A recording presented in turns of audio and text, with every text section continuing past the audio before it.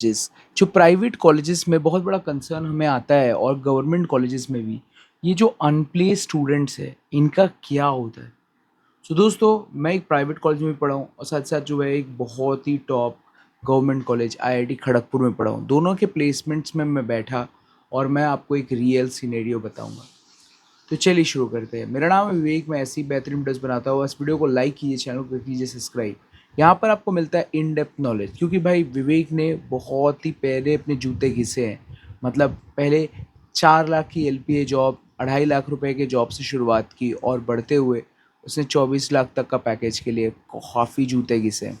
तो इसलिए मैं आपको एक रियल सिनेरियो हमेशा डिस्कस करता हूँ। सबसे पहले बता दूँ, जब आप जाते हो किसी प्राइवेट कॉलेज में एंट्री लेते हो, तो भाई ऐसा नहीं है कि वो कॉलेज आपको प्रॉमिस नहीं करता है कि वो आपको जॉब दिलाएगा। रादर बोलो तो एक गवर्नमेंट कॉलेज आपको ज़रूर प्रॉमिस दिलाता है कि आपको जॉब मैं नहीं दिलाऊंगा। यूनिवर्सिटी ऑफ कल्याणी, जिसमें आपको 4,000 5,000 की रैंकिंग में ज्वाइनिंग होती है वेस्ट बंगाल एंट्रेंस एग्जामिनेशन में, उसके वीडियो पे ये कमेंट है, आप देख लो अपने स्क्रीन पर।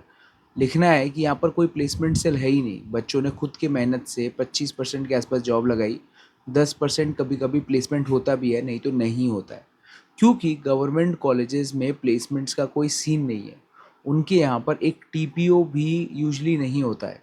और अगर टीपीओ होता भी है तो वो खुद से कोई रिस्पॉन्सिबिलिटी नहीं लेते। वो अपने आप के लिए स्टूडेंट्स को इनिशिएटिव देते हैं, स्पॉक बनाते हैं, मतलब स्पॉट पॉइंट ऑफ कांटेक्ट, जहाँ से वो बच्चे कंपनीज़ को रीच आउट करेंगे और वो कंपनीज़ को बुलाने की जिम्मेदारी लेंगे, और जो है प्लेसमेंट्स भी बच्चे ही कंडक्ट करवाते हैं। और ये सिर्फ यहाँ नहीं, आईआईटीज़ में भी चलता है। आईआईटीज़ में इसको सीडीसी मतलब करियर डेवलपमेंट सेंटर के द्वारा प्लेसमेंट्स की अपॉर्चुनिटीज़ होती है, जहाँ पर वो खुद से कंपनीज़ को रीच आउट करते हैं और कहते हैं कि सर, अगर आपके पास कोई जॉइनिंग्स है तो आप हमारे कॉलेज में क्यों नहीं आते और जो है हायरिंग के लिए क्यों नहीं देखते। और ऐसा ही कोई भी सेंटर करेगा। आईआईटीज़ में जो लीड होता है, लीड मतलब वो सारे सेल्स की तरह होता है कि सारी कंपनीज़ का डेटा एक स्क्रीन पे होता है। वो कंपनीज़ की डेटा और लेते हैं, कभी कभी किसी किसी पोर्टल से ख़रीदते हैं और उनके एचआर्स को फ़ोन लगाते हैं और प्लेसमेंट्स करवाने की कोशिश करते हैं। तो ऐसे में अभी क्या है कि सोचिए, कंपनीज़ जितना बुलाया उन्होंने उन्होंने कम हायरिंग की। स्टूडेंट्स के लिए वो आए थे, तो वो प्रॉमिस उनको नहीं मिला। मतलब वो आए पर उनको बच्चे पसंद नहीं आए, या फिर वो बच्चे उस कैलिबर और उस कैपेबिलिटी के नहीं लगे, तो वो बच्चे को नहीं ले जाते। वो बच्चे को नहीं ले जाते या फिर कम हायरिंग करते। इसके वजह से अनप्लेस्ड स्टूडेंट्स रह जाते। तो इसका मतलब क्या है कि बहुत सारे स्टूडेंट्स बैठे थे। तो कोई भी कॉलेज कैसे दिखाता है, जैसे कि आईआईटीज़ एनआईटीज़ कैसे दिखाते हैं कि मेरा 100% प्लेसमेंट है। देखिए, गवर्नमेंट कॉलेजेस में स्टूडेंट्स होते हैं रियल पावर। वो सीधा का सीधा एक बात बोलते हैं, अगर आप प्लेस्ड हो चुके हो तो भैया आप अपने घर से कट लो, आप निकल लो, आपको और प्लेसमेंट्स में बैठने नहीं दिया जाएगा। बट अगर कोई भी कंपनी की पैकेज 1.5 गुना या फिर 2 गुना हो, मतलब आपने 4 लाख का एलपीए लिया पर अब 6 लाख का हो गया पैकेज आया, या फिर 7 लाख का पैकेज आया, तो आप बैठ सकते हो। अगर आप सोचिए 10 लाख का पैकेज उठाए हो और अगर 16 लाख 18 लाख का पैकेज आया, तो आप बैठ सकते हो। बट उसके बीच में आप नहीं बैठ सकते। अब जो अनप्लेस्ड है उन्हीं को मौका मिले। पर प्राइवेट कॉलेज में यूजली ऐसा नहीं होता, क्योंकि वो पब्लिसिटी करना चाहते हैं कि एक बच्चे को कितना ज़्यादा ऑफर मिले। बट अनप्लेस्ड स्टूडेंट्स का कैसे परसेंटेज घटेगा। तो उसका परसेंटेज घटता ऐसे है कि अगर कोई बच्चा सोचिए 5 या 6 कंपनी के इंटरव्यू तक पहुंच गया और बैठ चुका है, तो उससे लिखवा लिया जाता है कि सिंस आपने इतना बैठा और आपको नहीं मिला है, तो आप खुद ही ऑप्ट आउट पे साइन कर दो। ऑप्ट आउट का मतलब ये होता है, सोचिए मैं पास आउट तो हूँ उस ईयर में, बट मेरा ये कहना है कि जो है कि मैं खुद से प्लेसमेंट से अपने आप को दरखास्त करता हूँ और मैं प्लेसमेंट में नहीं बैठा या फिर नहीं बैठी। तो इससे क्या होगा कि एलिजिबल स्टूडेंट्स, जो नंबर ऑफ एलिजिबल स्टूडेंट्स हैं, वो घट जाते हैं। और इसके वजह से सोचिए, अगर 100 बच्चे थे क्लास में, 100 के बच्चों में से 80 बच्चों को जॉब लगी, 80% प्लेसमेंट हो गए। और 80 में वो 100 बच्चे में जो जो 80 बच्चे प्लेस हो गए, चलो वो तो कुछ नहीं करेंगे। जो 20 स्टूडेंट्स हैं उनका क्या। वो 20 स्टूडेंट में से सोचिए 15-16 स्टूडेंट्स जो हैं वो अपने आप को ऑप्ट आउट कराते हैं। तो प्लेसमेंट परसेंटेज ऑटोमेटिकली 95-98% हो गया।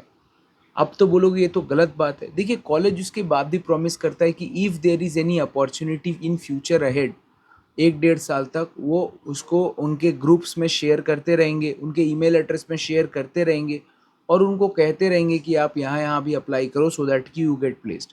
और ऐसा प्राइवेट कॉलेज में भी हुआ था और गवर्नमेंट कॉलेज में भी हुआ है मेरा ऐसा। जहाँ पे मैं गवर्नमेंट में पढ़ा वहाँ पर भी हुआ कि अपॉर्चुनिटीज़ आती रहती हैं, आज भी आती रहती हैं, क्योंकि हम नए नए बैच पास आउट है गवर्नमेंट से। प्राइवेट में भी 1 डेढ़ साल तक आता रहा, पर कितना फ़ायदेमंद है उतना नहीं कह सकते। पर यहाँ पर गवर्नमेंट में मैंने देखा है कि फ़ायदेमंद है, निकलने के बाद भी 10 15 20 बच्चे भी एक्स्ट्रा प्लेस हो पाए। पर प्राइवेट में 5 10 बच्चे ऐसे प्लेस हो गए। देखिए, तो इससे क्या समझ में आता है ओवरऑल सेक्शन में कि कॉलेजेस में कुछ इस तरीके से होता है। बट क्या आप किस तरीके से कॉलेज चूज़ करेंगे? तो कॉलेज चूज़ करने का सबसे अच्छा तरीका ये है कि कॉलेज को उसके कौन कैसा प्लेसमेंट है उससे एक एनालाइज़ ले सकते हैं कि किस तरीके की कंपनीज़ आती हैं।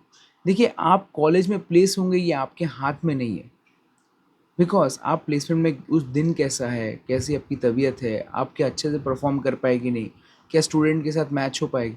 बट आप ये ज़रूर देखिए कि उस कॉलेजेस में कौन-कौन सी अच्छी कंपनीज़ आती हैं, कैसे इस पैकेजेस लगते हैं।